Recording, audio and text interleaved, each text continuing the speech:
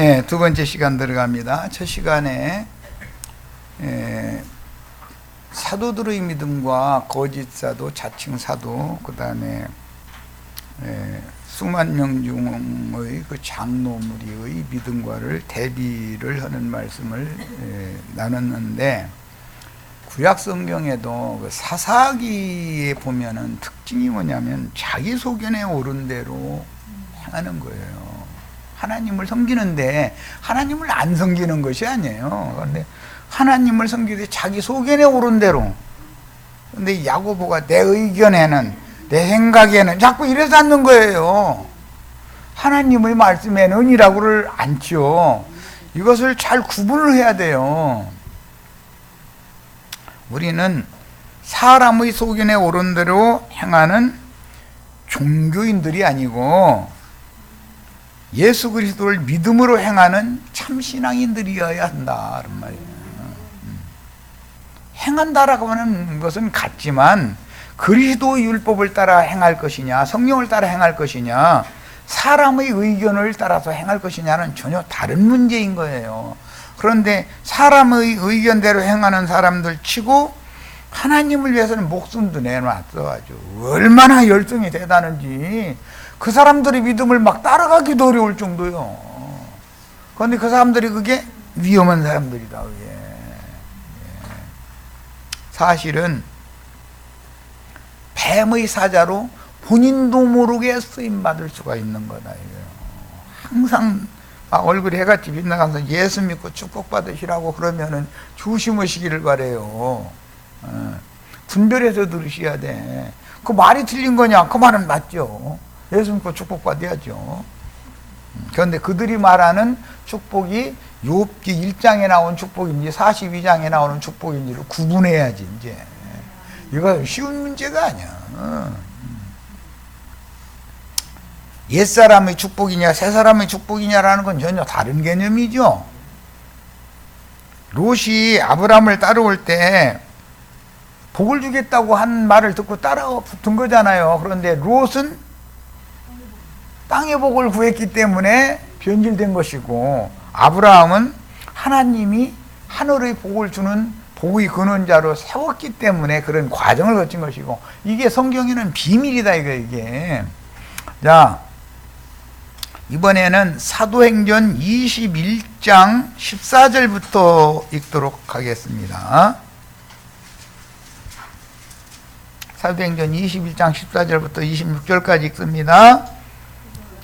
그가 고난을 받지 아니하므로, 여기 그는 바울 사도예요. 밀레도에서 장로들을 오라 해가지고 마지막 당부의 말씀을 해가면서 예루살렘에 이번에 올라가면 너는 죽는다라는, 그러니까 가지 말라고 그러죠.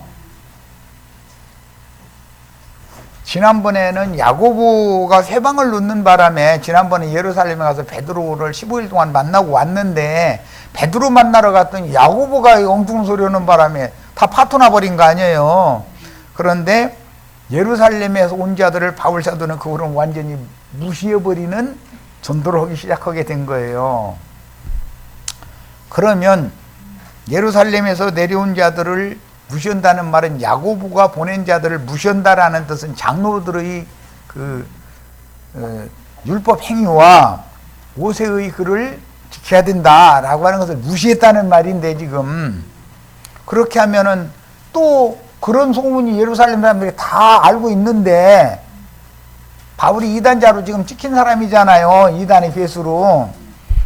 그런데 예루살렘에 가면 죽잖아, 당연히. 그런데도 그는 예루살렘에서 죽을 것도 각오하였노라 해가면서 구태 이번에 가겠다는 거예요. 그 말이에요. 그가 권함을 받지 아니하므로 우리가 주의 뜻대로 이루어지다 하고 그쳤노라. 이 사람 권해서 되지 않는 사람이구나. 주의 뜻대로 돼야죠. 바울 사도가 예루살렘에 올라가서 죽고 사는 건 주님의 뜻에 달린 것이지, 사람들이 가지 말라고 한다고 안 가고 가라고 한다고 가고 그런 문제가 아니잖아, 지금. 이 여러 날 후에 여장을 꾸려 예루살렘으로 올라갈새 가이사랴의 몇 제자가 함께 가며 한 오랜 제자 키프로스라고 하는 지중해 큰 섬이에요. 거기에 바나바가 거기 태생이죠. 쿠브로 사람 나손을 데리고 가니 이는 우리가 그의 집에 머물려 함이라. 그러니까 나손은 쿠브로 태생인데 예루살렘에 사람들을 영접할 수 있는 집을 가지고 있는 사람이었다 그 말이죠. 예루살렘에 이르니 형제들이 우리를 기꺼이 영접하거늘 그 이튿날 바울이 우리와 함께 야고보에게로 들어가니. 예루살렘에 가면 실제는 갈라디아 1장에 이제 보면 베드로를 만나러 간 거지 야고보 만나러 간 게 아니에요. 그런데 야고보가 예루살렘에서 지금 완전히 자리 잡고 수만 명 중에 우두머리 노릇하고 있는 중이니까 이제 야고보에게로 들어가니 장로들도 다 있더라. 아까 사도들과 모이는 120명이 있고 수만 명을 대표하는 장로들과 야고보가 대우받고 있는 그 그림이 그려지지요. 이제 성경은 자세히 읽으셔야 돼. 바울이 문안하고 하나님이 자기의 사역으로 말미암아 이방 가운데에서 하신 일을 낱낱이 말하니 그들이 듣고 하나님께 영광을 돌리고 바울더러 이르되 형제여 그대도 보는 바에 유대인 중에 믿는 자 수만 명이 있으니 유대인 중에 믿는 자니까 정통 보수 주장하는 사람들 바리새인들 중에서 믿는 이들이겠죠. 그 사람들의 생각은 할례도 행하고 모세의 글을 읽고 지켜야 된다 그것도 겸해야 된다고 하는 사람들이잖아요. 다 뭐의 열성을 가진 자라? 율법의 열성을 가진 자라. 복음의 열성을 가진 바울과는 전혀 다른 사람들이죠. 지금 다 이제 정확하게 아까 12장 15장 지나서 여기서 읽어보니까 정확하게 반대편에 딱 써버린 것이죠. 보였어요? 율법의 열성을 가진 자예요. 우리 형제 자매님들 안식일 교단 갔다 오셨는데 그 사람들이 율법의 열정을 가진 자들이죠. 못 말려. 그 사람들 열심은 당할 수가 없어요. 그리고 그들 중에는 경건의 모양을 갖춘 사람들이 너무 많고 아주 그냥 완전히 신들이 모였어. 신들이 천사들만 모였어. 거기에는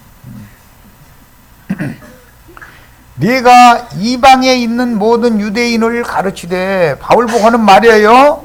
장로들이 모세를 배반하고 아들들에게 할례를 행하지 말고 또 관습을 율법 제도를 종교 의식을 지키지 말라 한다 함을 그들이 들었도다. 그러면 어찌할꼬. 지금부터는 사람의 소견에 옳은 꾀가 나오죠.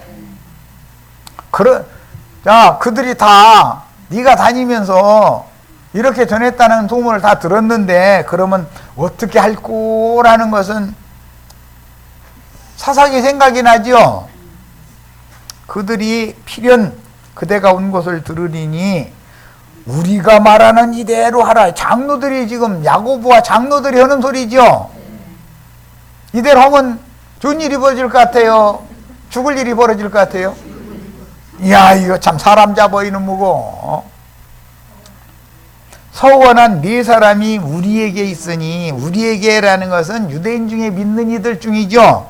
바리새파 중에 믿는 이들 중에 있으니 뭘 서원을 했어요? 율법에 따라서 나시린의 서원을 했다 이거예요. 그들을 데리고 함께 결례를 행하고. 바울 사도는 그게 다 아무 의미가 없다라고 전하고 다녔는데 그걸 하라는 거예요. 이제 왜? 성전에 들어가서 이걸 행하지 않으면 예루살렘 수만 명의 바리새파 중에 믿는 이들이 너 가만 안 놔둘 거다. 너 밖에 하고 죽일 거다. 그러니까 그러면 어떻게 할꼬? 이렇게 하자. 네가 율법을 모세의 관습을 행하는 사람이라는 것을 그들한테 본을 보여라 이 말이단 말이에요. 그럼 그대로 나 같으면 하지 말아야 돼요. 그런데 안 하면 죽는 거예요 이제. 그러니까 살아남으려고 할 수 없이 하라는 대로 따라서 했는데 그 일이 기화가 되어져 가지고 결박당해서 베스도 총독 앞에서 변증을 기회도 없고 그 다음에 로마로 끌려가게 되었죠. 야, 하나님은 유대교를 지금 유효적절하게 복음을 전할 사람을 이방 땅에 보내야 되니까 유대교를 쓰시는 중이죠. 자, 사탄을 유효적절하게 쓰시죠. 뭔 말인지 아셨죠? 그들을 위하여 비용을 내어 머리를 깎게 하라. 머리를 깎는 것은 나시린이 소원 기약이 맞춰지면 머리를 깎아야 되는 거예요. 그때는 비용을 왜 내야 되냐면 제물을 드려야 되기 때문에 소, 양, 이런 것들을 드리게 돼 있죠. 나시린이니까 특히 일꾼, 하나님의 일꾼으로 소원을 했었던 기간이니까 전례를 하면 소의 제물을 바쳐야 돼요. 그러면 돈이 많이 들어가겠죠. 단순히 머리만 자르는 그 얘기가 아니에요. 결례를 행하려면 율법을 다 지켜서 해야 되니까. 자, 그래서 결례를 행하고 그들을 위하여 비용을 바울사도 보고 네가 내라 이거예요. 바울사도가 지난번에 올 때도 헌금 한 보따리 가지고 와서 내놨었죠. 이방 땅에서 헌금 거둔 거 갖다 예루살렘 가난한 사람들을 위해서 내놨잖아요. 이게 그 사람들은 다 이래저래 해서 저 사람 이번에도 뭐 갖고 왔을 거다. 그냥 오지는 않았을 거다 하고 알고 있는 거죠. 조용희 씨가 중국 선교를 해야 된다고 몇 번을 다니면서 얼마나 돈을 갖다 퍼들여서 했는지 나중에 선교사 오면은 이번에 뭐 갖고 오셨어요? 이랬다는 거예요. 그러면 모임 생활을 하느냐? 그렇지도 않아. 그러니까 헛짓하고 다녔던 거죠. 그러면 모든 사람이 그대에 대하여 들은 것이 사실이 아니고 그대도 율법을 지켜 행하는 줄로 알 것이다. 자꾸 복음으로 행하는 것이 아니라 율법 행위자로 말하자면 섞는 거죠. 주를 믿는 이방인에게는 우리가 15장에서 야고보가 내 소견에는 이렇다 해가면서 한 얘기 똑같은 얘기 나오죠. 우상의 제물과 피와 목매어 죽인 것과 음행을 피하는 것을 교류하고 변지하였느니라 했어요. 이것이 뭐죠? 믿음으로 구원받는 것 외에 적어도 이것은 해야 된다는 거예요. 이것은 사람 죽어 이놈이고 이것이 소활성이죠. 미려골이라는 거예요. 미려골. 그래도 그렇지라는 거예요. 적당하게 믿으면 되지 뭐 그렇게까지 하냐 이 말이야. 지금 바울이 이 사람들을 데리고 이튿날 그들과 함께 결례를 모세 율법대로 행한 거예요. 그러니까 비용이 많이 들었겠죠. 성전에 들어가서 각 사람을 위하여라는 것은 나시린의 서원을 했던 장로들과 함께 있는 사람들을 위하여 제사 드릴 때까지 결례 기간이 만료된 것을 신고하니라. 그리고 나서 바울 사도가 잡혀서 이제 압송되는 얘기로 이어지죠.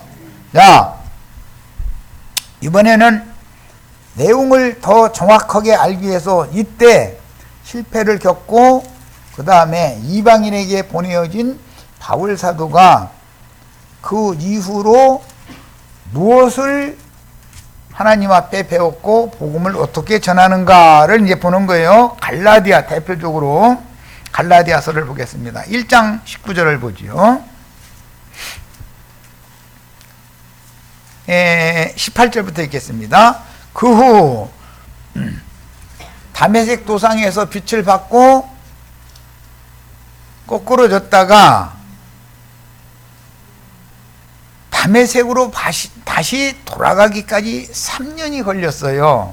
이게 거꾸로진 다음에 보냄을 받아가지고 이방인들에게 전도를 하고 다녔던 거죠. 3년 동안.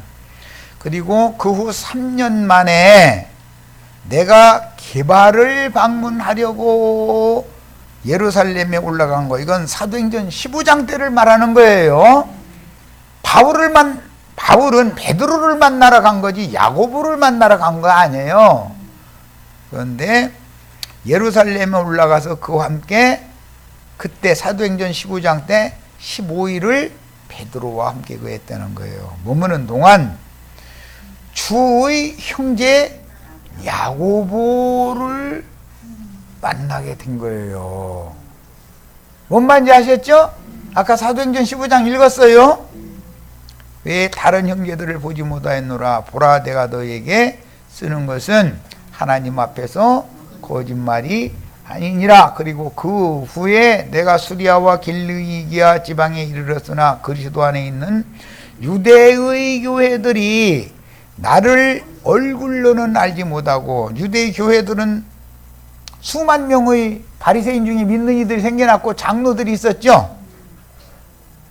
다만 우리를 박해하던 자가 전에 멸하려던 그 믿음을 지금 전한다 함을 듣고 나로 말미암아 하나님께 영광을 돌리니라. 믿음을 전하러 다녔어요. 바울 사도는 율법을 전하러 다닌 것이 아니라. 자, 이번에는 이제 2장 9절로 갑니다. 8절부터 읽겠습니다. 베드로에게 역사하사 그를 할례자의 사도로 삼으시니가 또한 내게 역사하사 나를 이방인의 사도로 삼으셨느니라. 그러니까 바울 사도가 인정하는 사도는 베드로지 야고보가 아니죠. 지금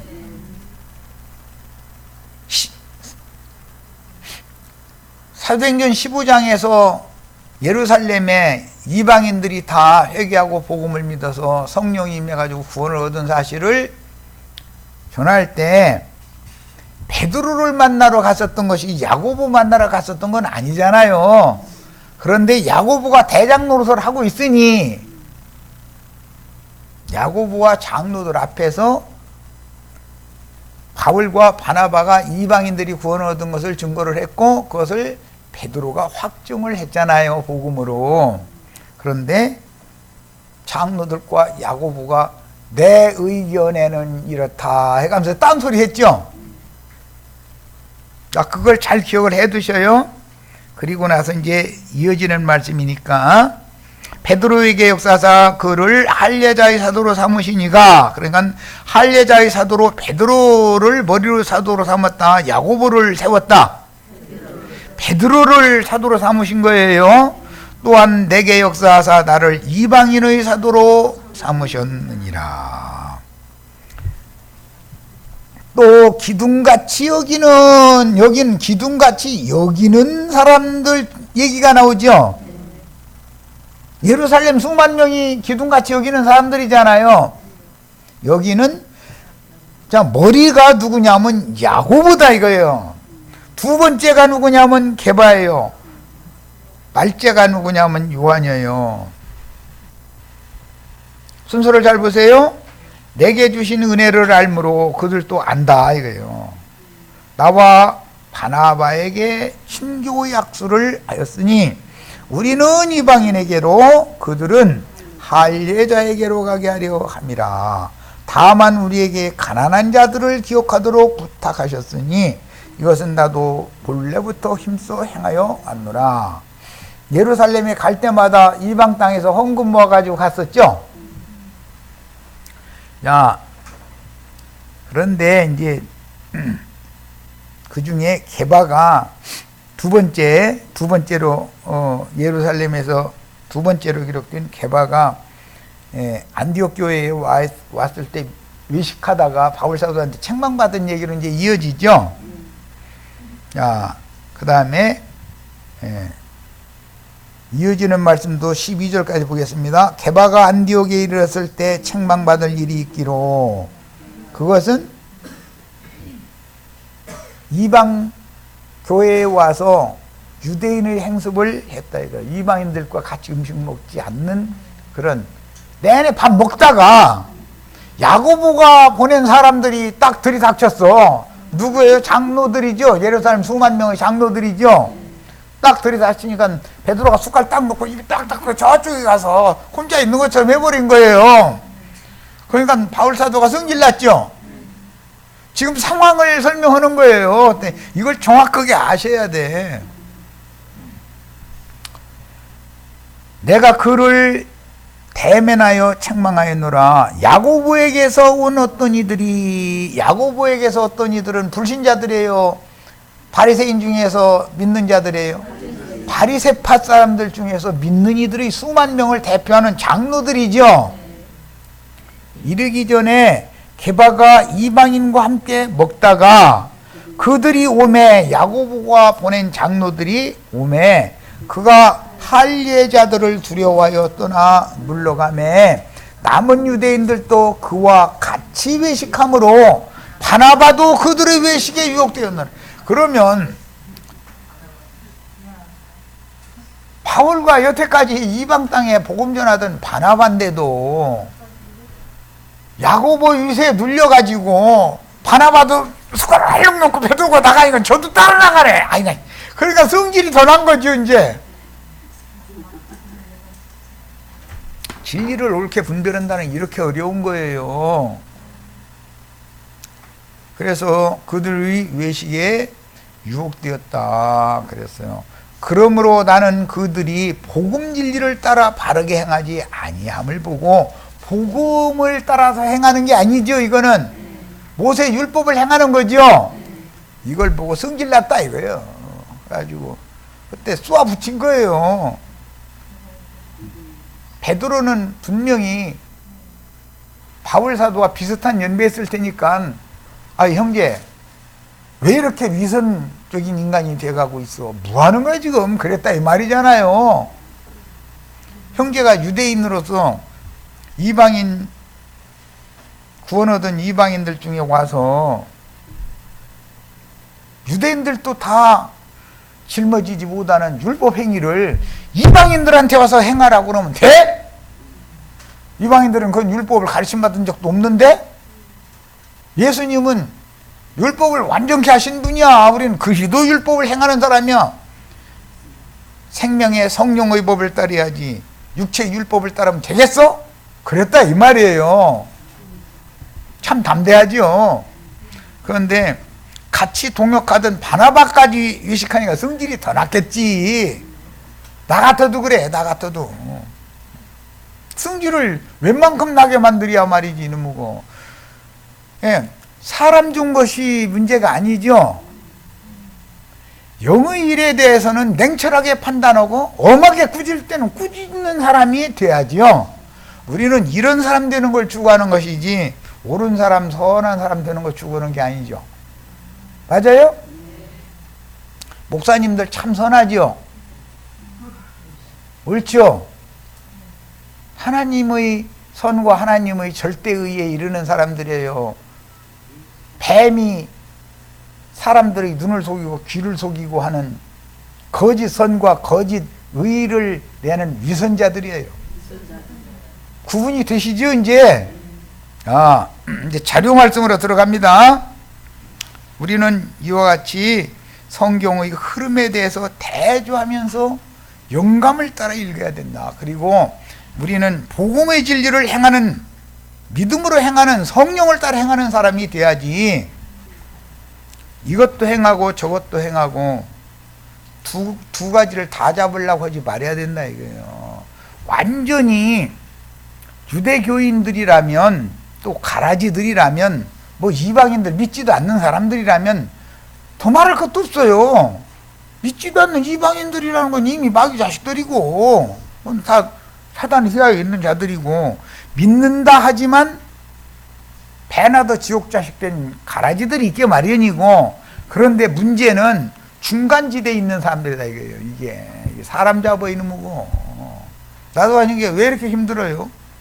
그 중간지대에 있는 사람들 때문에 힘드는 거예요. 아브라함이 의인 50명에서 시작했어요? 100명에서 시작했어요? 50부터 시작해가지고 쪼그라들다가 10명까지 내려갔죠. 그런데도 소돔성에, 고모라성에 전체 그 지역을 아드마, 스보임 다 합쳐도 의인 10명이 없었다는 거잖아요. 그러니까 쓸어버린 거 아니에요. 그런데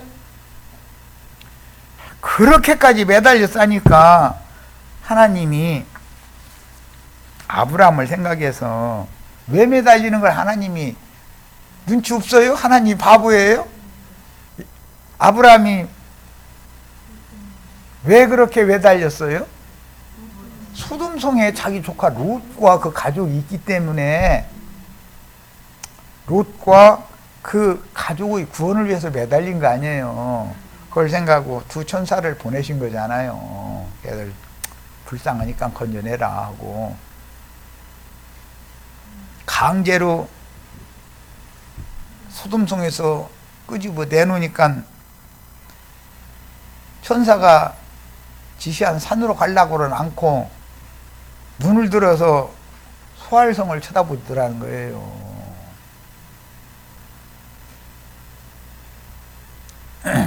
그 소알성에 들어가가지고 망하게 되잖아요. 야, 로마교에서 개혁을 했다 이거예요. 소돔성에서 나왔어. 그런데 개신교로 들어가면 망해요. 신앙을, 진실한 신앙을 끝까지 잘 지켜서 천사가 지시한 하늘의 쉬운 산까지 도망갈 수 있어요. 개신교 안에 머물러 있으면 하늘의 장자교회라는 말을 들어보지도 못해. 거기서는 무슨 소리 하는지, 이런 얘기 나도 행자 전하면 그 사람은 뭐 그냥, 아니 아시아에 있는 7교회들 중에 필라델피아 교회가 제일 준 교회인데 그 형제를 서로 사랑하는 교회 하면 됐지 뭐 말이 그렇게 많아 이래버려. 형제를 서로 사랑하는 교회는 개신교 중에 선한 목사님들이 다 그거 추구하죠. 우리가 서로 사랑하자 이거 추구하잖아요. 그런데 그게 다 위선이라는 것을 모르고 있다. 자신들 스스로, 자신이 자신을 속이고 있는데 그걸 모르고 있는 거예요. 이게 너무너무 비밀이 아주. 자신도 속아. 뱀의 선한 가르침에 다 속는 거예요.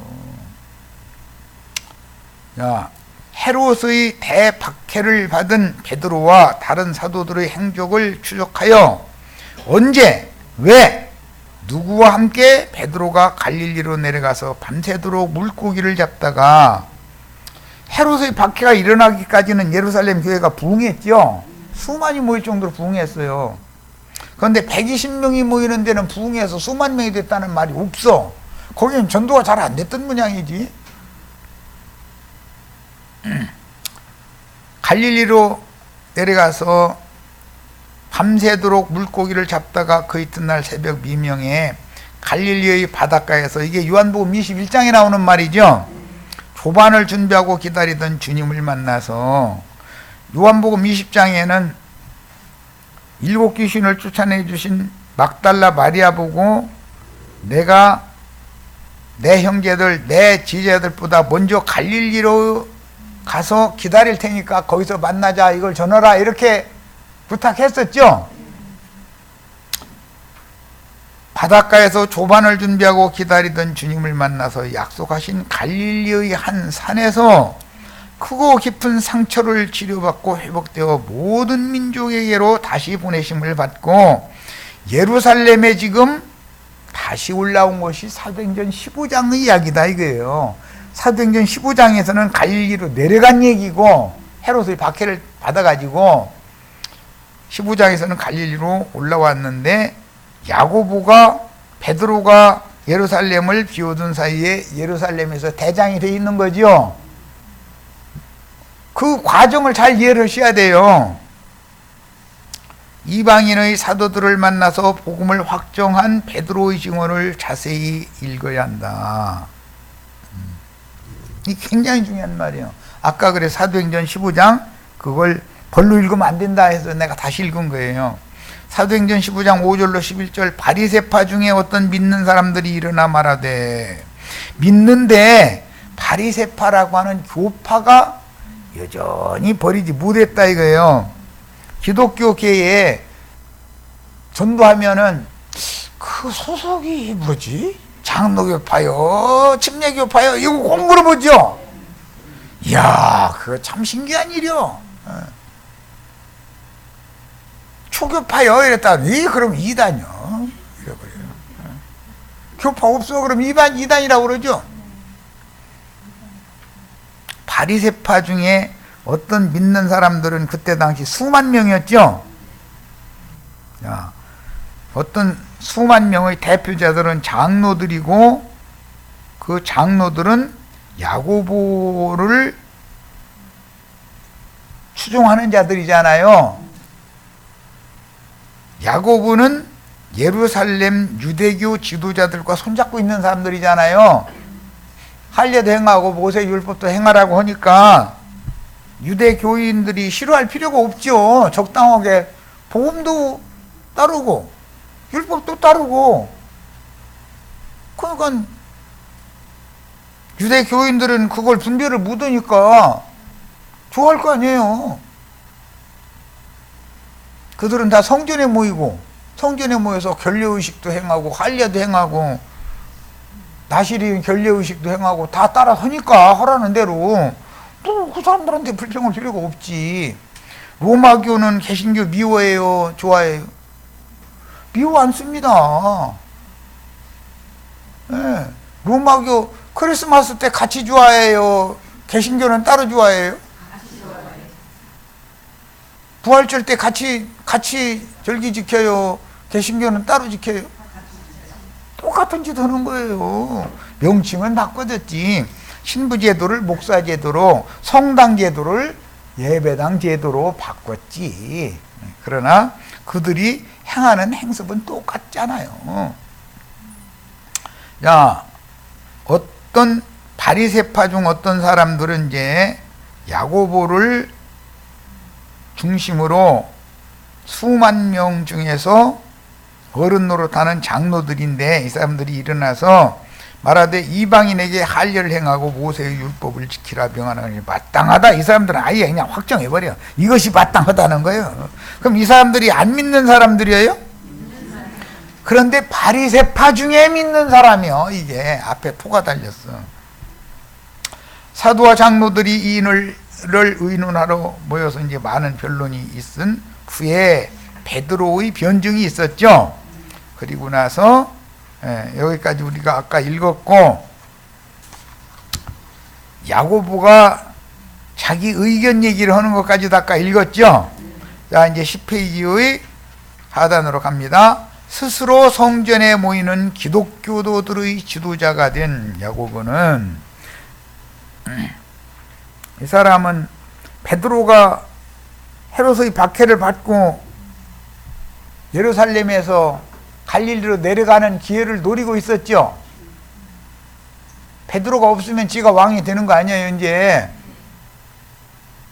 사도들인 바울과 베드로의 진리 증거를 자기 개인 의견으로 혼합시켜서 복음과 율법을 섞어 변질시키는 사탄의 사다로, 이런 것 보고 혓바닥이 갈라진 자다 이거예요. 쓴물과 단물을 한 입에서 내는 중이다 이거예요. 사탄의 사자로 이렇게 간교하게 쓰임을 받고 있는 중이다. 이것을 읽지를 못해 사람들이. 그게 나 참 신기한 일이야. 왜 내 눈에만 이게 보이는지 난 그것도 또 신기한 일이고. 모세의 율법 실행과 복음을 적당히 섞어 타협하려는 이런 대료는 야고보와 그를 추종하는 수많은 기독교인들이 가라지들인 유대교인들과는 다른 기독교인들이지만, 우리는 그리스도교인들이 아니죠. 광야교의 생활로 엎드러지게 하는 원인 제공을 하는 중이니 이런 부류의 기독교인들은 반드시 바깥 어둠에 최종적인 추수 때는 버려둠을 당하게 마련이다. 우리가 지금 추수의 말씀을, 영원한 복음을 듣고 있는 중이에요. 이것을, 진리를 맹출하고 명확하게 분별을 해야죠. 곡식이면 다 좋다가 아니에요. 알곡과 여물이 덜 들은 것을 구분해야 된다 이거예요. 아직 젖먹이는 신앙이라 젖꼭지가 아직도 안 떨어졌어. 그러면 20세 이상 된 청년들이나 가나안 땅에 들어가는 것이지, 기업에 들어가는 것이지, 하늘의 장자교에 들어가는 것이지, 어린아이 신자들은 농학 선생들한테 그대로 붙어 있을 수밖에 없는 거다 이거예요. 젖먹이는 자들한테. 그러나 주님이 다시 오실 때는 아이벤 자들과 젖먹이는 자들에게는 뭐가 있다? 예, 잘 명심해서 들어두셔야 돼. 자, 사도행전 21장 15절로 26절을 읽고 지금 읽었어요. 아브라함을 떠나 요단 서편의 소돔성으로 가서 소돔성문에 앉은 자들은 소돔성의 장로들이죠. 그들 중에 대표자로 롯이 주장하려고 하니까 소돔성문의 비류들, 소돔성문에 롯과 함께 앉았던 자들이, 네가 이방인으로서 너는 히브리인이잖아. 가나안 족속은 우리한테 왜 와가지고 네가 우리 법관 되려고 그래. 그러죠? 법을 만들잖아요. 그러면 그때가 되면 유대인들도 야고보를 싫어한다 이 말이야. 유대인들도 분별이 오니까, 아, 우리가 가르치는 법은 뭔가 약간 다르더니 이제 알았어 왜 그러는지. 이제 이렇게 나오는 거예요. 이제 그런 말씀에서 다니엘 선지자가 증거하기를, 사탄의 사자들, 짐승들은 때와 법을 하나님이 정한 대로 시킨다는 거예요? 변개시킨다는 거예요? 무슨 말인지 아셨어요? 법관 노릇을 올라온다 이거예요. 오늘날 기독교계 목사님들이 법관 노릇하고 있죠. 판관 노릇 하잖아요. 그들이 사산 노릇 다 하잖아요. 그런데 그들의 특징은 뭐예요? 자기 소견에 오른 대로 하나님을 섬기는 것이 그들의 특징이에요. 자, 이런 소돔성의 비류들로 상징된 현대교계의 수많은 신자들을 상징하는 롯의 아내, 롯의 아내는 딸을 둘 낳았으니까 여자가, 롯 집안에는 여자만 셋이에요. 그 롯의 두 딸과 약혼한 사이들이 있죠. 약혼한 사이들과 롯의 종교심으로 자신의 두 딸을 소돔성 비류들에게 내주려고 그랬죠. 그거 왜 그런 거예요? 천사들을 보호한답시고 그런 거잖아요. 자기 두 딸을 소돔성의 비류들에게 내주면 돼요? 약혼자가 엄연히 있는데? 말도 안 되는 소리죠. 그런데 이것이 율법에 열심히 있는 자가 하는 특징이다. 하나님을 위해서 그러는 거예요. 지금 뭔 말인지 이해하셨어요? 자, 그 롯의 신앙을 상고해야만 신약의 성취를 알 수가 있고, 근원은 창세기 시작에서부터 나오는 거예요. 뱀이 와서 여자를 먼저 꿰잖아요. 그리고 여자를 통해서 남자도 따먹게 만들어서 타락시키잖아요. 자, 여기서부터 나오는 건데, 이 말이 이해가 되어져야 계시록 17장 18장에 선장 선주들이 하는 짓거리는 큰 성 바벨론에 무역해서 상품 장사해 먹고 살았죠. 그래서 치부했잖아요. 강대상에서 지금 설교해가지고 영혼장사 해쳐먹고 앉았잖아요. 돈 벌려고 앉았잖아요. 그런데 세상 교회가 뚫딱 망해버리면, 벌거벗겨버리고 불살라버리면은 그 사람들은 멀리 도망가가지고, 지향이 아니니까 멀리 도망가가지고 가슴을 치면서 헌다 소리가, 이제 우리 이 준 상품 누가 사줄꼬 이러고 앉았다는 거예요. 그러면 예배당 목사님들 입에서 나오던 축복 빌어주는 거짓부렁을 고지 들을 사람이 없는 때가 온다 하는 말이죠. 그게 스가랴서에 이미 예언이 됐어요. 털옷을 입고 다니면서 예언한다고 하면은 옆에 사람이 칼로 찔러가면서 이 거짓말쟁이야, 이 거짓말쟁이야 해서 거짓 선자가 발을 붙이지 못하는 때가 온다는 거예요. 자, 시몬 베드로와 예수께서 사랑하시던 그 다른 제자에게 달려가서 말하되, 아니다.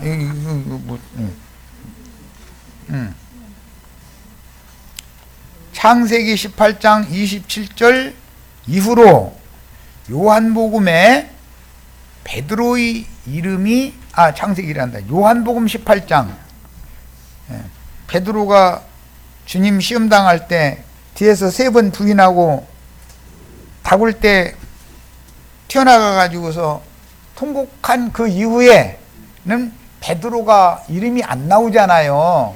그러다가 부활의 날 아침에는 베드로 이름이 맨 먼저 또 나오잖아요. 그러면 가룟 유다는 버림을 받았지만 베드로의 회개는 하나님이 받아주셨다는 걸 지금 보여주는 얘기다 이런 말이에요.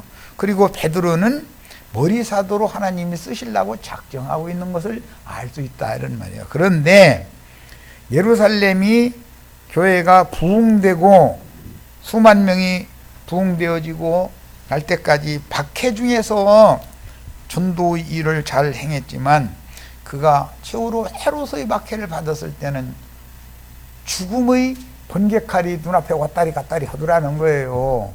그러니까는 감옥에서 풀려난 다음에 120명이 모인 마가 요한의 다락방, 예수님과 제자들이 절기 때마다 거기 숙소로 정하던 집이잖아요. 여관집이지.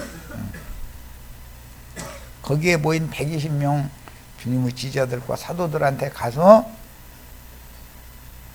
자초지종을 말한 다음에 야고보와 함께 있는 형제들한테 내가 예루살렘으로 이런 사유로 예루살렘을 떠난다고 해라 그랬죠. 그때 어디로 가요? 그때사 갈릴리로 가는 거예요. 그때사 갈릴리로 가서 두 번째 사역을 위임받아 가지고 올라와서 사도행전 15장에서 베드로가 바울사도 이방인에게 하나님이 역사한 것을 뒷받침하는 확정을 했었던 거예요. 자, 이제부터는 다시 등장하고 있으니 베드로 이름이 예수께서 잡히시던 그 밤의 부인을 통해서 시몬의 아들 요나의 아들이라고 하는 뜻인 바요나 시몬이라고 불렀죠.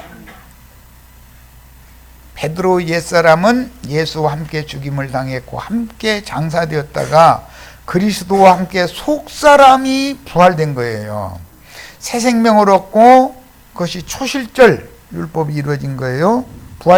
부활의 날 저녁에 주님이 제자들에게 오셔서 숨을 내쉬며 가라사대 성령을 받으라 해서 성령을 받았죠. 자, 그리고 나서도 내가 지시하는 때까지는 이 성에 머물러라 그랬는데 50일 동안 앞으로 더 있어야 된다 그 말이었죠. 그러면 오순절 성령이 임했으면 자기 사명을 다했으면 갈릴리로 제발로 가야 되는데 부활의 날 아침에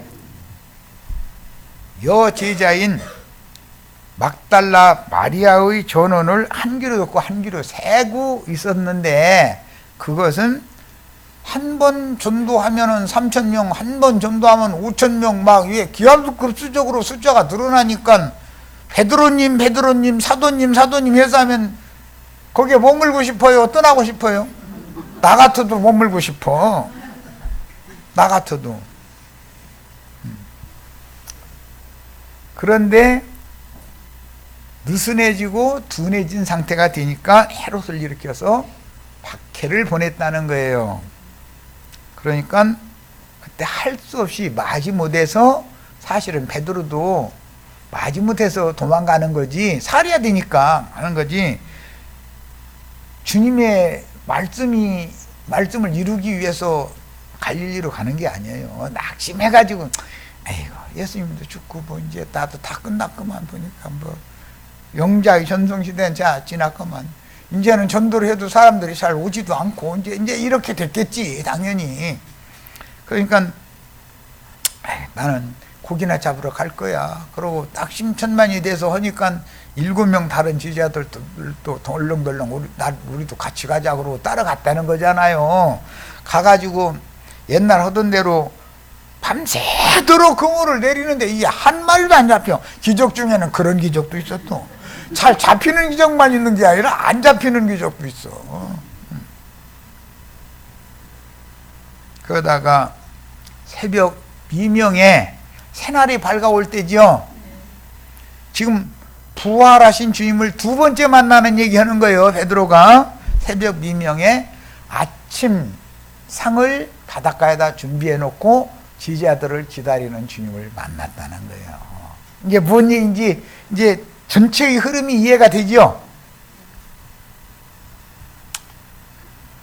자, 동방의 우스 땅에 살던 다복한 족장이던 요백에 주신 많던 재산을 모두 빼앗고 아들 7과 딸 3의 자식들을 다 죽인 후에 욥의 천연적인 선과 의로 조성된 아집을 꺾으심으로 회개한 욥에게 갑절의 재물과 다시 7 아들과 3 딸을 주심으로, 이 3 딸은 이제는 이름이 다 기록이 됐어요.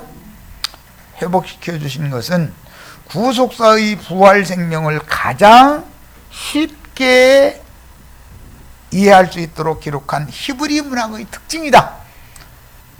성경은 이와 같이 감춰진 말씀들이 있다는 거예요. 그런데 사람의 소견에 오른 대로 읽으면 이 감춰진 말씀은 절대 이해가 안 되는 거죠.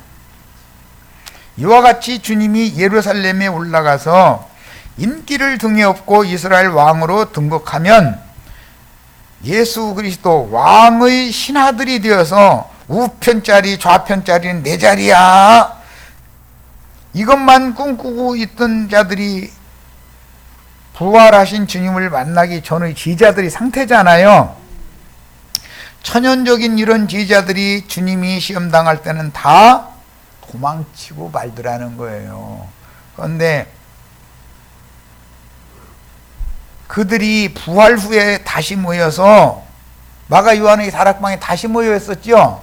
문 닫고 있는데 예수님이 저녁 때 오신 거예요. 부활하신 예수님이 영생하는 새 호흡을 받아 초실절 열매 한 단의 율법을 이룬 것은 제자들이 이제부터 그 영이 되신 주님의 돕는 배필이 된다라는 것을 보여주는 것이다. 창세기 시작 말씀을 이제 정확하게 깨닫겠죠. 아담을 깊이 잠들게 했다가 잠든 아담의 옆구리에서 갈빗대를 꺼내가지고 여자를 지었죠. 그 갈빗대로. 여자는 아담을 돕는 배필이죠. 한편 이것은 신약에는 동력자들이라 그래요. 동력자. 우리가 하나님의 동역자들이다 이런 말이에요. 본문에서 예수의 사랑하시던 다른 제자는 사도 요한의 특징적인 표현 방법인데, 뭐 다른 데서는 뭐 혼입을 둘러쓰고 도망간 얘기 뭐 등등 뭐 이제 많이 있죠. 그 사랑하시던 자에게 뭐 등등 이렇게 표현하죠. 이런 인물은 본소의 저자인 사도 요한 자신임을 알 수가 있는데, 요한이 이렇게 자신을 드러내지 않고 자신을 숨기는 것은 그의 겸손한 용을 보여주며 히브리 문학의 전통과 특성이다. 히브리 문학은 자기가 저자라는 것을 밝히지 않는 경우가 많죠. 그러나 문맥의 흐름을 봐서 이건 누구의 저작이다라는 걸 알 수가 있는 거죠. 누가 우리를 위하여 무덤문에서 돌을 굴려주리요 하고 여자들이 근심해 가면서 지금 부활의 날 아침에 예수님의 무덤으로 가는 거잖아요. 자, 본문에서 우리라는 표현은 부활의 새아침 미명에 예수의 무덤을 방문한 사람이 막달라인 마리아 혼자가 아니었다. 우리를 위하여라고 했으니까 여제자들 전체를 대표하는 이름이었다. 그런데 여제자들은 두 번째 사명을 받는 데서는 빠졌죠.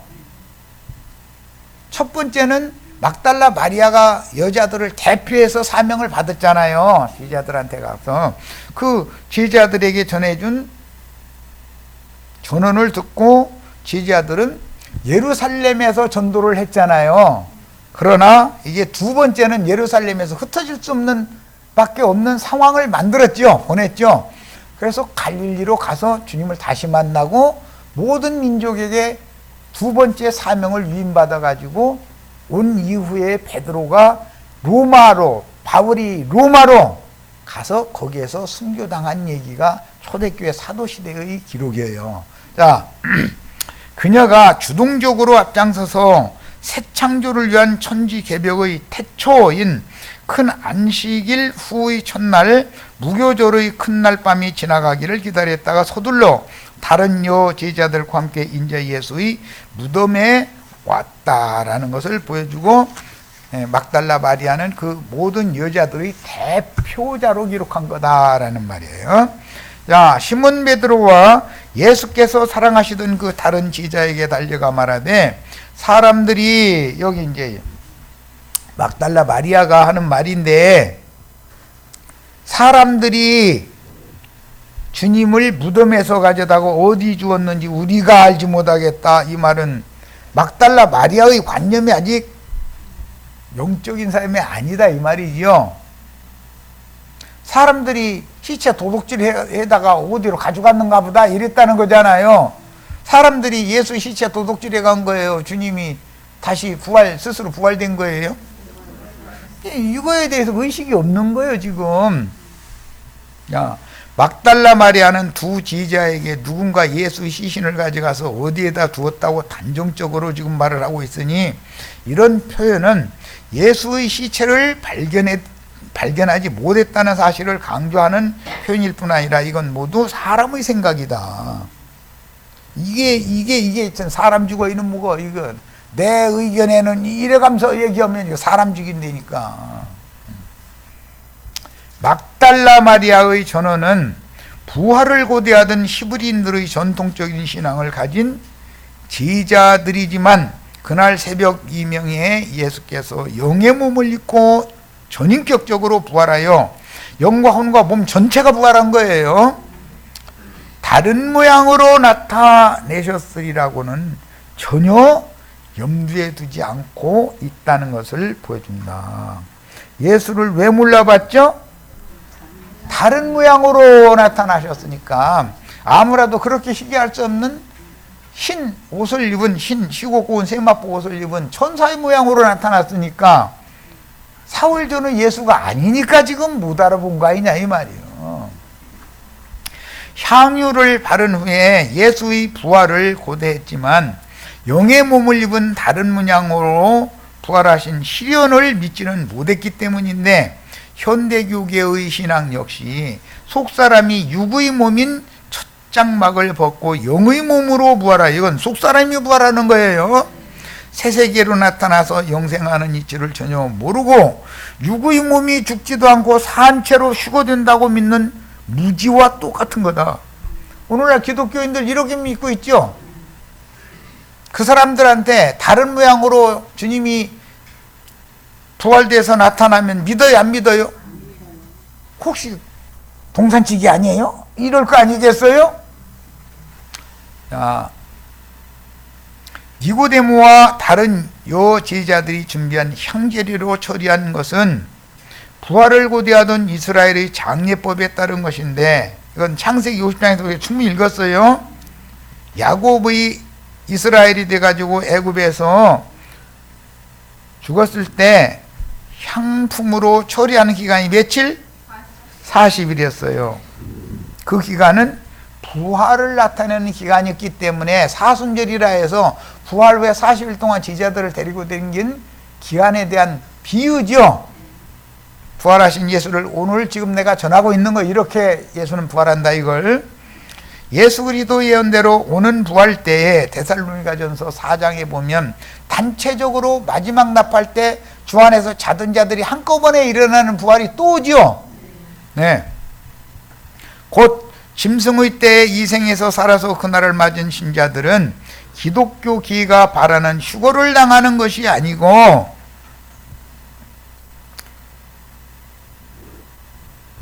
진리의 전승을 대항하여 비진리의 유대교의 전승, 산채로 육의 몸 죽지도 않고 휴거된다고 하는 그건 전승이지요. 그런데 그 전승대로 이루어진 일이 있어요, 없어요? 하나라도?